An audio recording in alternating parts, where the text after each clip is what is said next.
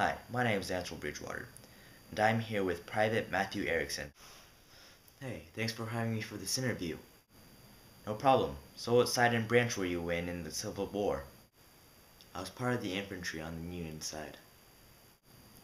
Nice. If I was you, I would have done the same thing. So, how was camp? I mean, what did you do when you were bored? I did whatever it took to not be bored. The few weeks were okay, but later, things started getting repetitive. I wrote letters to my wife back at home with my only son John.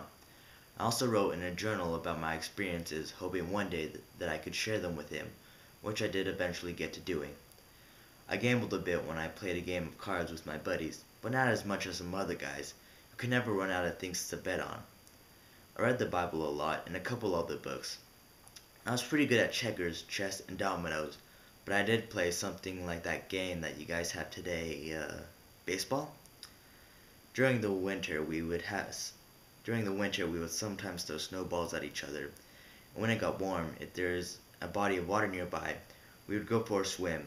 When all this was not possible, I sat down and whittled random sticks that I threw away when I was done. Interesting. That was a very detailed answer you gave me. Well, I have a lot to say, so get ready. Also, if I say we, I'm talking about us soldiers as a group. Alright, so my next question is, what did you eat? Oh man. Well, what I ate was nothing like what your mama makes for you.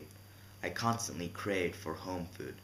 Sometimes I received small packages with homemade food that was a bit disgusting from traveling, but I still ate it because it was better than the hardtack. The hard biscuit was often full of bugs, and sometimes we just chewed it and got it down. Sometimes we heated the biscuit up to get the little critters out, or crumbled the biscuit into our coffee, which we drank half a gallon each day. We also drank alcohol, which for some people became a problem. Some people went out to search for edible berries in the forest, or went fishing. If there wasn't something we could get, we made it. I have observed many different and interesting recipes like sloosh. Sloosh was a mix between cornmeal, bacon, lard, water, and eggs, formed on a ramrod, which was a stick that pushed the bullet deeper into our guns, heated over a campfire. That sloosh kinda sounds good. Alright, how is the medical side of things? Not good, just like the food. The doctors back then didn't know too much about infections, so they didn't do a lot to prevent it. But then again, there wasn't a lot we could do for it. For example, we didn't have injections to protect us from the flu. Along with that, there was poor hygiene in the camp, and no places to get clean. This caused a high chance of infection and disease, like dysentery and smallpox, to be passed around the crowded camps, killing a lot of people. A sanitary commission was created to educate people about how to improve sanitation. Many people died from getting shot in the war. If a person was shot in the limb, they would have to get that limb amputated. But if they were shot in the torso, then they would end up dying. Surgeons could only spend a few minutes with each soldier. They could do an amputation in 10 minutes. To reduce the torture of the amputation, chloroform was used to knock out the soldier. About 75 soldiers recovered from an amputation. Wow, that sounds brutal. I feel very thankful for having that disgusting goop medicine as a kid. Speaking of getting shot, how are the battles? The battles were harsh, and I was very lucky I did not get shot. Anyways, I have a story. During the Battle of Shiloh, I was led by General Prentiss. I carried a rifled musket that I could shoot twice a minute. He commanded us to hold the defensive line, which was later called Hornet's Nest. We were able to hold the line for 7 hours. I noticed as the forces next to our line had to retreat, while we were still up there shooting. The Confederates could have gone around us, but chose to fight us and suffer the consequences.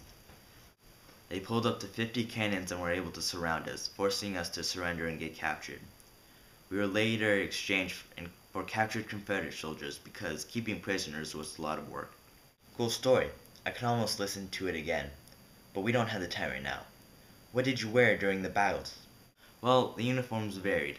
Due to a limit of wool supply and other materials, and the cost of the materials, we wore a coat made out of wool for warmth and protection against the weather. It was a shade of blue, light or dark, with a standing collar, French cuffs, and a short cape. Generals had coats with a black collar and cuffs. Cavalry had a shorter coat that was more practical for riding. The wool was warm in the winter, but hot and itchy in the summer. Some people had a cotton shirt and cotton underwear to feel more comfortable. The pants were also either dark blue or light blue and held up with suspenders. We wore leather shoes called brogans, laced up over the ankle, and gaiters to keep our legs dry.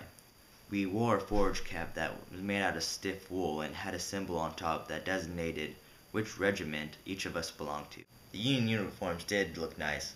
Was there any new technology that you had seen during the war? I saw what I heard was called a telegraph. I saw some generals use it to report battle information with Mr. Lincoln. Telegraph lines were placed everywhere, which made me think that communicating with the telegraph was very important. Mobile telegraph units sometimes traveled with us, setting up the wire and telegraph poles that held it. I watched someone repair the lines during a battle, and it looked more scary than being on the battlefield. Yes, the telegraph was invented by Samuel Morse. 15,000 miles of telegraph was built for the military only. The War Department during the Civil War built a telegraph office where Lincoln got information about the war. Skillful and patient people could set up the lines very efficiently, and women sometimes operated the telegraph. It looks like someone has been doing some research. I've actually been doing a lot. Well, it was nice having you here. I had a wonderful time telling my story in the Civil War. That is it. Thank you for watching The Eyes of a Civil War Soldier.